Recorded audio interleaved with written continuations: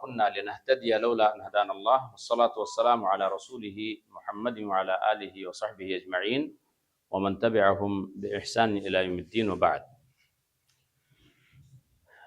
ادب کے درس میں آج ہم لوگ انشاءاللہ قرآن کی چند آیتوں کو پڑھیں گے، اس میں تحلیل کریں گے اور دیکھیں گے کہ اس میں نحوی اعتبار سے، صرفی اعتبار سے، اس طرح بعض اس میں بلاغی اعتبار سے بھی کیا کیا اس میں باریکیاں ہیں، ان کو ہم سمجھنے کی کوشش کریں گے.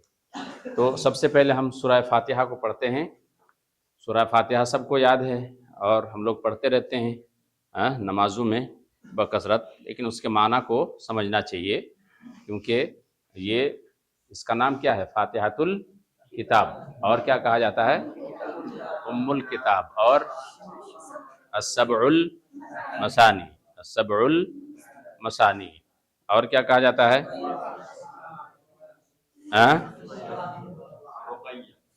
کیا؟ دعا، اور ام الکتاب ہے نا، ام الکتاب بھی بولا جاتا ہے، فاتحۃ الکتاب بھی بولا جاتا ہے اور ام الکتاب بھی بولا جاتا ہے. بہرحال بہت سارے ناموں سے یاد کیا جاتا ہے کس کو؟ سورہ فاتحہ کو. اور یہ شروع میں ہے، اس لیے اس میں یعنی اللہ تعالیٰ کی تعریفات بھی ہیں اور دعا بھی ہے، دونوں چیزیں ہیں. تو ہم لفظی اعتبار سے پہلے پڑھتے ہیں. اعوذ باللہ من الشیطان الرجیم، بسم اللہ الرحمن الرحیم. بولو انس، پڑھو. أعوذ بالله من الشيطان الرجيم بسم الله الرحمن الرحيم الحمد لله رب العالمين الرحمن الرحيم مالك يوم الدين إياك نعبد وإياك نستعين اهدنا الصراط المستقيم صراط الذين أنعمت عليهم غير المغضوب عليهم ولا الضالين. آمین، ماشاء اللہ. الحمد للہ رب العالمین. الحمد اسم کی فعل کے حرف، کیا علامت ہے؟ الف لام. کہیں بھی آئے تو آنکھ بند کر کے کہہ دینا ہے کہ اسم ہے، اللہ کہ ایک بعض جگہوں پر آتا ہے، جیسے وہ تنوین ترنم آتا ہے نا، تو وہ الگ مسئلہ ہے، ورنہ یہ کس کی علامت ہوتی ہے؟ اسم کی. یہ مصدر ہے کہ جامد ہے کہ مشتق؟ مصدر ہے. مصدر بھی ہے اور اسم بھی ہوتا ہے، دونوں طرح استعمال ہوتا ہے. تعریف. تو الحمد میں الف لام کس کے لیے ہے؟ استغراق کے لیے، یعنی تمام طرح کی تعریفیں کس کے لیے ہے؟ اللہ ہی کے لیے. الحمد، دو دال پر ضمہ کیوں آیا؟ الحمد للہ، الحمد للہ. الحمد ضمہ آیا کیوں؟ کیونکہ مبتدا ہے. تمام تعریفیں اسی کے بارے میں بات کی جا رہی ہے نا، تعریفات کے بارے میں. مبتدا مسند الیہ ہوا الحمد للہ. کس کے لیے ہیں؟ یہ ہوا کہ خبر آئی. للہ جار مجرور مل کر کے شبہ فعل. عام طور سے یعنی ہم لوگ اختصاراً کہہ دیتے ہیں کہ خبر ہے، لیکن ڈائریکٹ جو ہے جار مجرور خبر نہیں بن سکتا، اس لیے شبہ فعل سے متعلق ہو کر کے کیا ہے؟ خبر ہے. تو لام حرف جر اور اللہ کیا ہے؟ مجرور. یہاں مجرورات میں سے کون سی قسم ہے؟ حرف جر کا ہونا ہے نا، لام کا. رب اس پر بھی کسرہ آیا، مضاف ہے. اور عالمین کیا ہے؟ مضاف الیہ. تو رب اسم کی فعل کی حرف اسم کیا علامت ہوئی؟ اضافت کا ہونا. اضافت کا ہونا بھی اسم کی کیا ہے؟ علامت ہے. اور رب میں کسرہ کیوں آیا؟ کسرہ یہاں مجرورات میں سے کون سی قسم ہے؟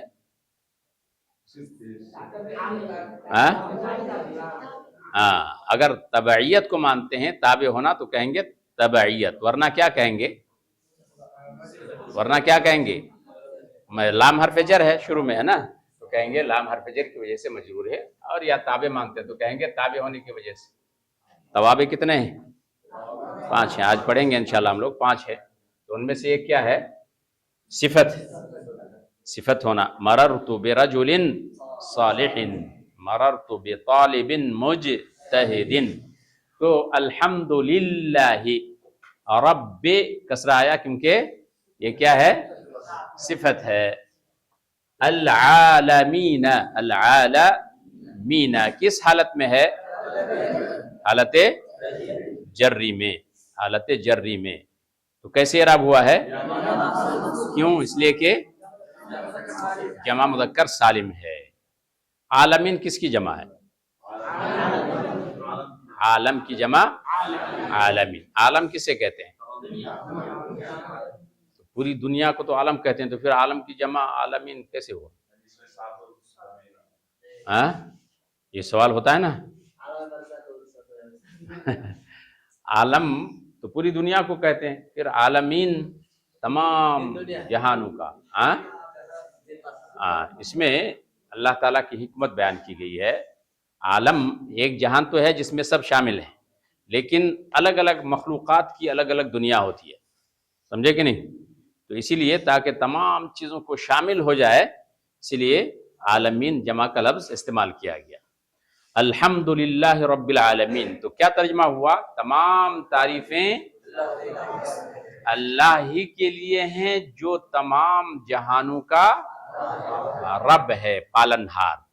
रब। यहाँ कौन सी तौहीद की कौन सी किस्म पाई जाती है, तौहीद रुबूबिया। रुबूबिया किसे कहते हैं,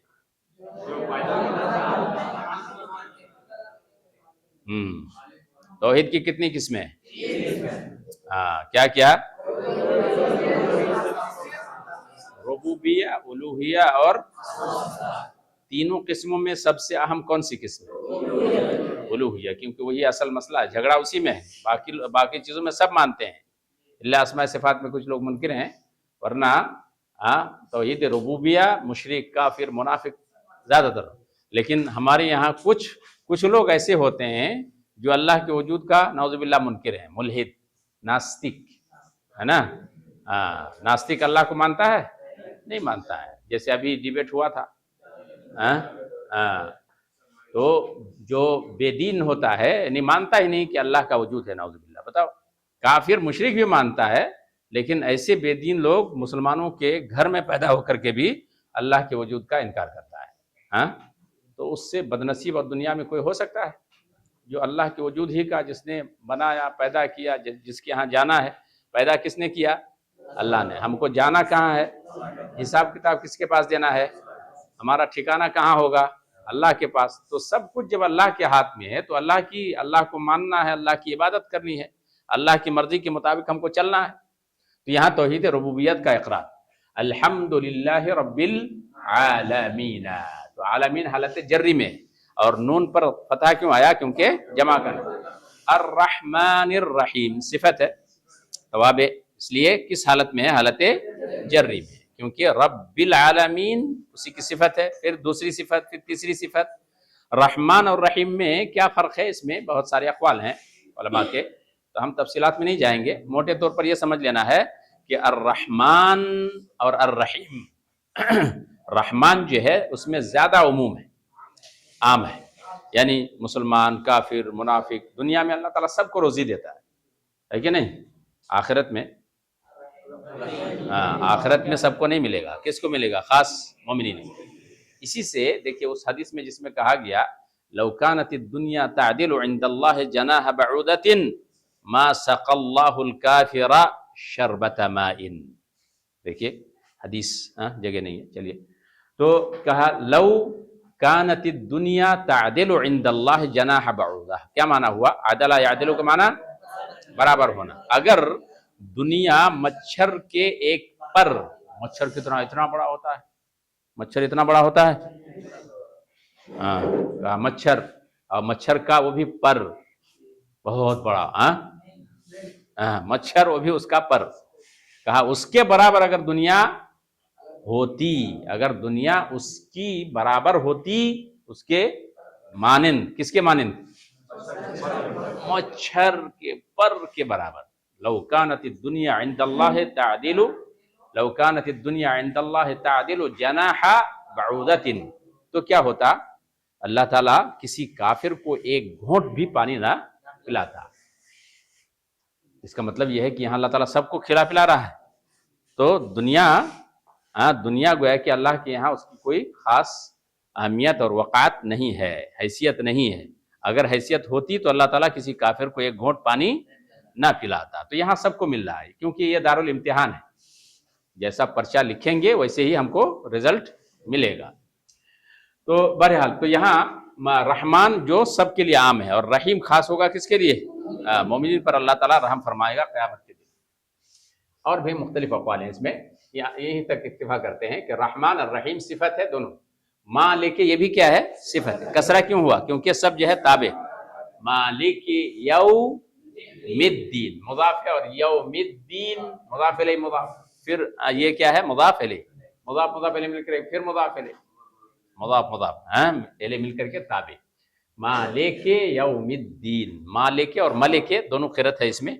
مالک یوم الدین اور ملک دین کسے کہتے ہیں؟ جزا، بدلہ. دین کا معنی کیا ہوتا ہے؟ انسان دیکھیے عقلی اعتبار سے اگر سوچیں گے، عقل کے اعتبار سے بھی، تب بھی عقل یہ چاہتی ہے کہ ایک ایسا دن ہو جس میں سب کو بدلہ ملے. جس نے جیسا کیا ہے اس کو کیا ملے؟ اس کا. دنیا میں کیا بدلہ ملنا ممکن ہے؟ دنیا میں دیکھیے کسی نے کسی کو جان سے مار دیا، ختم کر دیا، اور اس کو کیا سزا ملتی ہے؟ کہا جیل میں 2-4 دن جا کر کے باہر نکل کے آ جائے گا. تو اس کو بدلہ ملا؟ تو بیچارے بے قصور انسان کو مار دیا جان سے. تو ایسا دنیا میں کتنے مظالم ہوتے ہیں. اب مان لیجیے غزہ میں کتنے لوگوں، کتنے بچوں کو قتل کیا، کتنے معصوم کو قتل کیا، کتنی عورتوں کو قتل کیا، لاکھوں کی تعداد میں. تو کیا اس کا انصاف نہیں ہونا چاہیے؟ تو دنیا میں مظالم بہت ہیں اور انسان کی طبیعت بھی ہے، شیطان لگا ہوا ہے. تو شیطان کے چکر میں انسان ایک دوسرے پر ظلم کرتا ہے. یہاں فیصلہ ممکن ہے، دنیا میں بدلہ ممکن ہے کہ اس کو جو ہے اپنے کیے کی سزا مل جائے، ممکن ہے.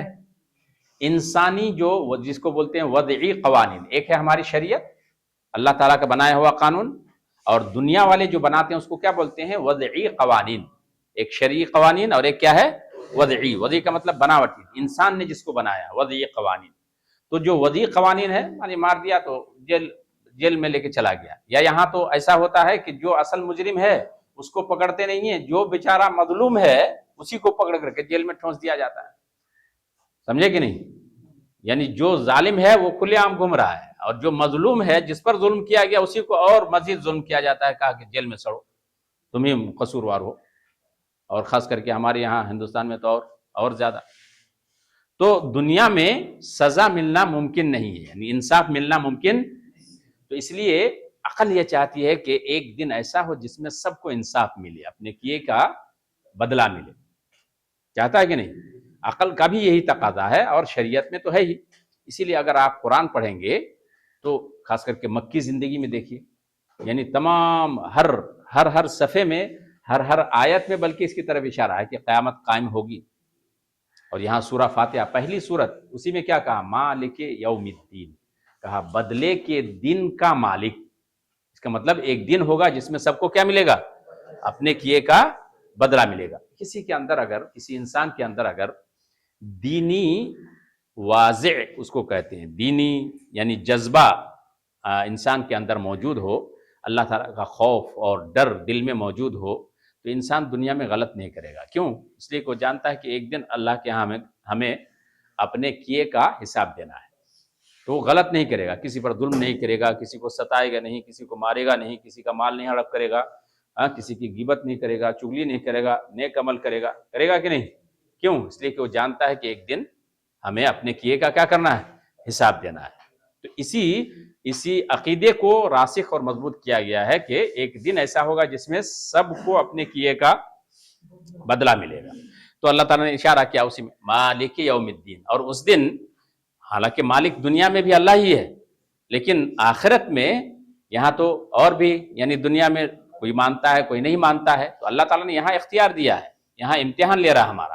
لیکن آخرت میں کسی کی چلے گی نہیں. بس اللہ تعالیٰ جس کو اجازت دے گا بس اس کی اجازت سے کوئی بول سکتا ہے، لیکن مالک اللہ کے علاوہ کوئی دوسرا نہیں ہو سکتا ہے. تو کہا مالک یوم الدین، جزا کے دن کا جو کیا ہے؟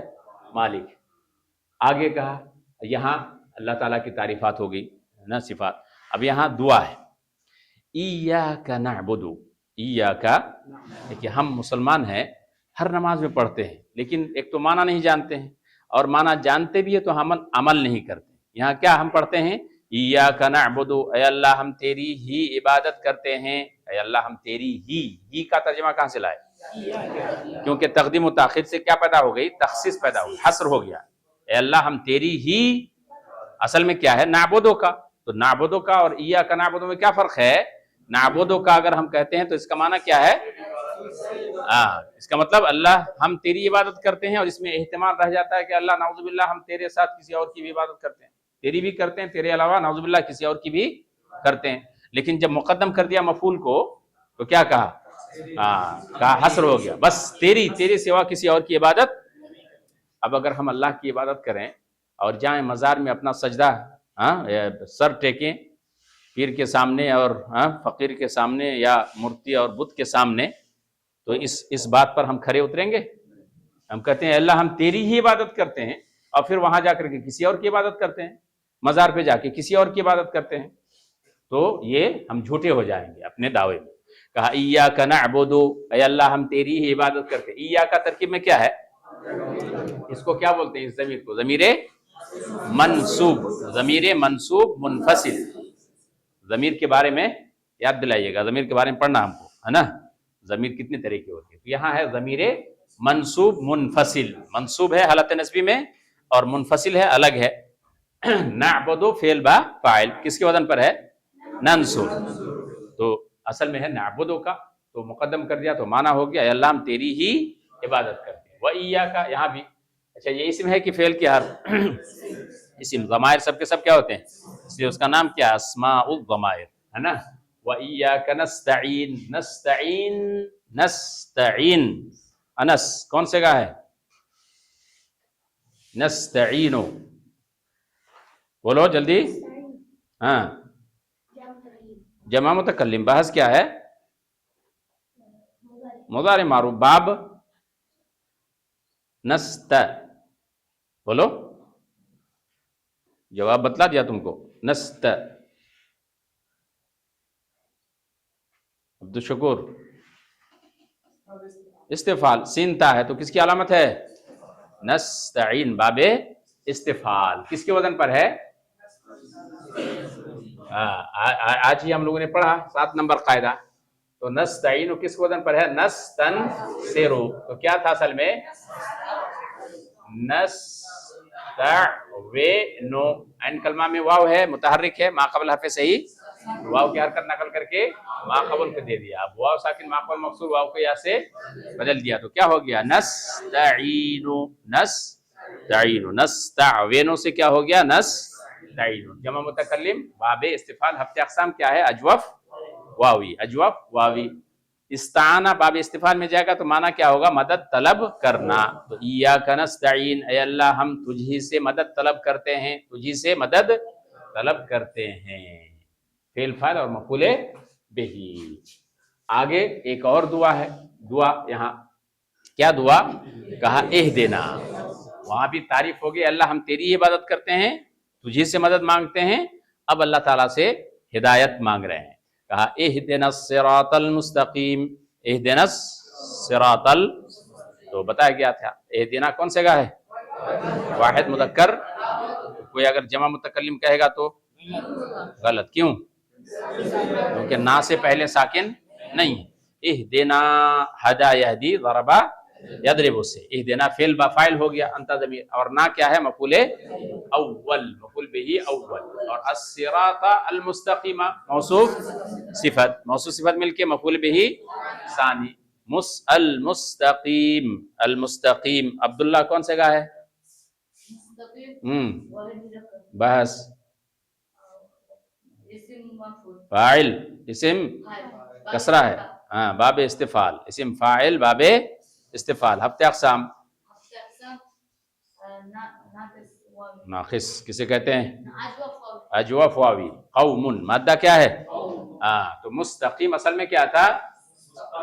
مستقویم ہے نا. یہاں بھی وہی قاعدہ ہے 7 نمبر قاعدہ. 7 نمبر قاعدے سے کیا کریں گے؟ واو، ہاں واو کی حرکت کو نقل کر کے